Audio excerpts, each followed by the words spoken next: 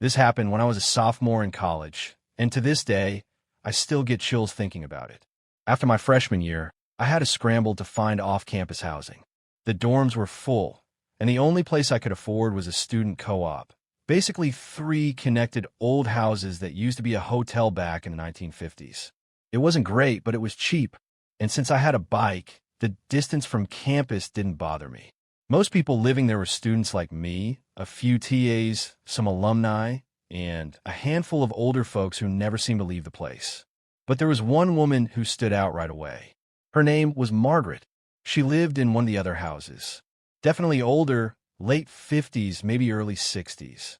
Her hair was graying and thin, and she walked with a limp, like her back had been broken and never healed right. She barely talked. She barely even looked human sometimes, just empty. At first, I assumed she was maybe a faculty member or someone's aunt or something. Nobody ever explained, and when I asked, people just shrugged. The first time she really freaked me out was in our shared kitchen. I went in one evening to make dinner. Everyone else was laughing, cooking, listening to music, and Margaret was just standing there. Not cooking, not eating, not talking, just watching. At first, I thought she might be zoning out, but her eyes were locked on us. On me, I think. When I looked back at her, she didn't blink. Nobody else seemed to notice her. It was like she wasn't even there. A few nights later, I was in my room doing homework when I happened to look out the window. Margaret was standing in the middle of the street, just standing there, looking straight up at my window. It was cold that night. I could see her breath in the streetlight. She didn't move or call out, just stood there, staring. I don't know what came over me, but I waved. She didn't wave back. She ran. She ran toward the other house, skipping every few steps like she was excited. My stomach dropped. I realized I'd just confirmed that she was looking at my window, and now she knew exactly which room was mine. I brought it up to one of my housemates, Jonah, later that night. He looked uncomfortable and said, "She's always been here. Everyone just ignores her. It's easier that way." Nobody knew who she was. After that, things started to get weirder. Sometimes I'd see her at the end of the hall, half hidden in the dark. Sometimes she'd be in the laundry room with the lights off. Once, I opened my door in the middle of the night, and she was right there, standing in front of my room. She didn't say anything. She just turned and walked away, slow and silent, like I'd startled her. Not long after that, my room key disappeared. The co-op was weird. Each room still had an old-fashioned lock and its own unique key from when the place was a hotel. Everyone else left their doors unlocked, but not me. I couldn't sleep unless I locked it. I still had a spare, but the thought that someone, Margaret, might have the original made my skin crawl. Then came a night I woke up for no reason at around 2:30 a.m. The house was dead quiet. No music, no pipes, no footsteps, but I felt something was off. Then I heard it, a soft thump, another, coming from inside my closet. At first, I thought it was the house settling, but it kept going, steady, rhythmic, every 20 seconds, like something shifting around inside. My heart was racing. I told myself I was overreacting, but eventually I couldn't take it anymore. I got up, walked over slowly, and grabbed the handle. The metal was cold. I yanked the door open and screamed. Margaret was inside. Her eyes were huge and wild, reflecting the light from my desk lamp. Around her neck was one of my ties. In her hand, she held a kitchen knife. She lunged at me. I fell backward, screaming for help. She was small but unbelievably strong, thrashing, biting, clawing. I managed to grab her wrists and wrench the knife away just as my roommate Ethan ran in. Together, we held her down while someone called the police. When they got there, she'd gone completely still, silent, blank again. They found my missing key in her pocket. A few weeks later, we found out the truth. Margaret was the property manager's sister. His name was Douglas. Instead of getting her help for her mental illness, he'd secretly let her live in one of the unused rooms. She wasn't supposed to be there at all. He got arrested for negligence and a bunch of other charges. I should have felt relief, but honestly, I just felt tired and scared. I still don't know why she fixated on me. Why my room? Why she was in my closet that night? I'm graduating soon, but I know one thing for sure. No matter where I go, I'll never forget that sound, the faint, steady bump from inside the closet, right before I open the door. The house across the street had been empty for years. When a young man moved in last summer, I noticed immediately. Our street had always been quiet, predictable. I've lived in a modest two-story home with my husband, Daniel, for nearly 20 years. Our children are grown. Most days I spend on the front porch, knitting, reading, listening to music, or simply watching the neighborhood. That's how I first noticed him. Ethan was probably in his mid-20s. He drove a sleek black sports car and dressed impeccably, as though he stepped out of a magazine. He seemed confident, friendly, harmless. A few days after moving in, he came over to introduce himself, Daniel, and he hit it off instantly, talking sports, college stories, investments, while I listened with polite smiles, nodding. Ethan mentioned he worked freelance in the entertainment industry. I didn't fully understand what that meant, but it sounded impressive. For months, life on our street was ordinary. Ethan would wave from his driveway. I would wave back. His cheerfulness was easy to take at face value. On warm evenings, we'd see him sitting outside with a laptop or headphones or chatting with Daniel about some new venture. He seemed safe, part of the rhythm of our neighborhood. But then a young blonde woman began visiting him frequently. She drove a small white convertible and, eventually, seemed to have her own key. I assumed she was his girlfriend. One evening confirmed my suspicion. Ethan pulled up with her in the passenger seat. They were laughing, carefree, the kind of young couple that seemed untouchable. But soon, the laughter cracked. I was tending my garden one afternoon when shouting erupted from across the street. Ethan and the woman, Lily, as I later learned, were arguing. She gestured violently, her voice sharp, full of accusation. He tried to calm her, head shaking, voice low and pleading. Then she stormed off, tires squealing, leaving Ethan standing tense and pale. He stared after her for a long moment, then went inside without locking the door properly. After that, Lily began showing up when Ethan wasn't home. I mentioned it to Daniel, who reminded me not to pry. I tried to follow his advice, but unease gnawed at me. There was a shadow in her visits, a sense of intrusion that didn't belong. She always appeared calm, almost serene, but lingered at his door too long, watched from his windows too intently. My skin prickled whenever she was around, though she never looked at me directly. Sometimes, I would catch glimpses of her from the corner of my eye. She might appear in the driveway for no reason, standing silently, or leave her car running while peering into the house. It was subtle, but deliberate, and each time I saw her, Ethan's laughter faded a little more. The vibrant young man who waved to neighbors and smiled politely became tense, jumpy, cautious. Weeks passed, tension growing. One afternoon, I saw her enter the house while Ethan was gone, carrying a bag that bulged strangely. Hours later, she emerged, composed as ever, but something in her calmness unsettled me. The next evening, Ethan paced his driveway, checking locks, glancing over his shoulder. His easy laughter with Daniel had vanished, replaced by a taut, restless silence. I began noticing the little things. Ethan avoiding the porch when he saw her car, glancing anxiously at the street corners as he left for work, his phone always clutched in his hand. Even his dog seemed to sense the tension, pacing restlessly by the front door when she arrived.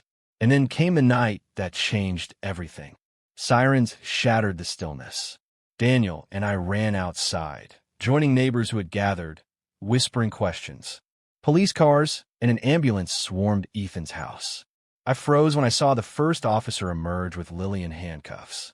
She didn't resist, didn't scream, just stared straight ahead, expressionless. My stomach dropped when I saw Ethan, carried on a stretcher, covered in blood, barely conscious. We didn't see him for a week. When he returned, Daniel and I went over to check on him. Ethan invited us inside, hands trembling slightly, eyes hollow. He told us everything. Lily had stolen his spare key, made copies, and begun demanding expensive gifts. She tracked him through his phone, rifled through his belongings, planted hidden cameras in his bedroom. Every attempt he made to end things triggered retaliation. She wasn't just obsessed, he said quietly, voice tight. She wanted control. She wanted me scared. She wanted me gone from my own life. The final night had been the worst. She came to his house with a knife. He barely defended himself. The doctors said he had been inches from death. He described the fear that clung to him even as he fled the hospital, the constant dread of her friends knowing where he lived, the impossible weight of being hunted in his own home. He moved out soon after, saying he no longer felt safe. The house across the street sits empty again, but the memory of that shadow lingers. I often glance at the windows, half expecting to see her. I feel it when the wind rustles the leaves, when a car door slams unexpectedly, when a figure pauses in a darkened driveway. Sometimes in the quiet evenings, Daniel and I sit on our porch, sharing a cup of tea, and I think about Ethan. About how someone so full of promise could be brought to his knees by a single person's obsession. And yet, the reminder remains for all of us. Danger can lurk in the most ordinary places, right across from our front porch. Even when the street seems calm, even when the sun sets without incident, the shadows have a way of lingering. They remind you that ordinary life can change in an instant, that terror can arrive quietly and leave a mark you cannot forget. When I moved to Larkspur Ridge, I wasn't chasing luxury. I was chasing quiet. After everything that went down with my ex, I just wanted space. Space to breathe, to reset, to stop checking my rearview mirror every 10 seconds. The neighborhood looked like it had been cut out of a real estate magazine. Trimmed lawns, winding streets, cul-de-sacs with names like Whispering Oaks and Silver Glen. The kind of place where bad things aren't supposed to happen. The houses were spaced far apart, except for mine. Mine sat uncomfortably close to one other property, like the two homes had grown toward each other by accident. The one next door was enormous. Black roof, white stone, too many windows. It looked like a show home that someone forgot to furnish. I assumed a big family lived there. Maybe grandparents and grandkids. Definitely not what I found. I spent my first weekend introducing myself to everyone, mostly middle-aged parents who greeted me with polite smiles and "welcome to the neighborhood" enthusiasm. Nice enough people, just a little two-step forward. By the time I worked up to knocking on the door next to mine, I was running on fumes. When it opened, I froze. The guy who answered was my age, maybe late 20s, messy brown hair, dark circles under his eyes, wearing a threadbare t-shirt. "Hey," he said, flashing a grin. "Didn't think anyone under 40 lived out here." "Same," I said. "Guess with a local youth group." He laughed. His name was Rowan. He said he worked in data infrastructure, which sounded fake, but I didn't push. When I asked if anyone else lived with him, he paused just long enough for it to register before saying, "No, just me." That house could have swallowed 10 of him, but I smiled and changed the subject. Before I left, he said I should come by for a drink sometime. I joked, "Why not tonight?" expecting a laugh. Instead, he looked over his shoulder like someone had whispered behind him. When he turned back, the grin was back in place, too quick. "Can't tonight," he said. "Work stuff." I let it drop. Weeks passed. Rowan's SUV sat in his driveway, like a permanent fixture, but I never saw him come or go. No deliveries, no visitors, no lights except the occasional blue glow flickering behind closed curtains. From my upstairs office window, I could see the edge of his yard. I didn't mean to spy. I work from home, and my desk faces that direction, but you'd have to be blind not to notice how still that house was. Then one night, a Wednesday, I woke up at 2 a.m. to the sound of music. Loud, distorted, like a party in the middle of a concrete tunnel. Half asleep, I stumbled to the window. Rowan's driveway was packed with cars. 7, maybe 8 of them. But I couldn't see a single person outside. The bass kept thudding. Then I realized there was something wrong with it. The rhythm looped every few seconds. It wasn't real music, it was a recording. I pulled on a hoodie, grabbed a flashlight, and walked over. The air felt thick, sharp, like it was humming. When I knocked, no one answered. I tried the handle. It turned. Inside, the first thing I saw was a pile of shoes, sneakers, loafers, high heels, a dozen pairs at least. The floor was spotless, too clean, like no one had actually walked on it. I called out, "Hey, Rowan?" Nothing. The music echoed from deeper inside the house. As I moved closer, I started picking out other sounds layered underneath. Laughter, clinking glasses, muffled voices. It wasn't a song. It was ambient noise. Someone had recorded a party and left it playing on loop. My skin crawled. There was a faint light bleeding from the crack of a door near the back of the house, leading down. The basement. Every instinct told me to turn around, but curiosity or stupidity dragged me forward. The stairs creaked under my feet. The deeper I went, the stronger the smell became, bleach and something metallic. At the bottom, I heard a grinding sound. Slow, mechanical. Through the half-open door ahead, I saw them. 3 men. Older, heavy-set, wearing work goggles and thick gloves. They were facing something out of view, a table covered in black tarp. The noise was coming from behind it, steady and wet. I didn't see Rowan. I must have gasped because one of them twitched. His head snapped toward the door. I didn't wait. I ran. Up the stairs, through the kitchen, out the front door. I vaulted the hedge between our yards and didn't stop until I was locked inside my own house. I killed every light and crouched beneath my office window. My lungs burned. Minutes later, Rowan's door slammed open. 6, maybe 7 men spilled outside, scanning the yard with flashlights. They looked angry, confused, searching, but Rowan wasn't among them. After a few tense minutes, they went back inside. The fake party sounds cut off mid-laugh. The next morning, every car was gone. Rowan's SUV, too. His house looked the same. Too neat, too still. I asked a few neighbors if they'd heard the noise last night. None of them had. One woman even laughed and said, "That house? Honey, nobody lives there." I laughed back, but it wasn't real. That was 3 months ago. The packages on Rowan's porch have started to mold. The grass is knee-high. Sometimes, just before dawn, I swear I see a faint light flicker behind his basement window.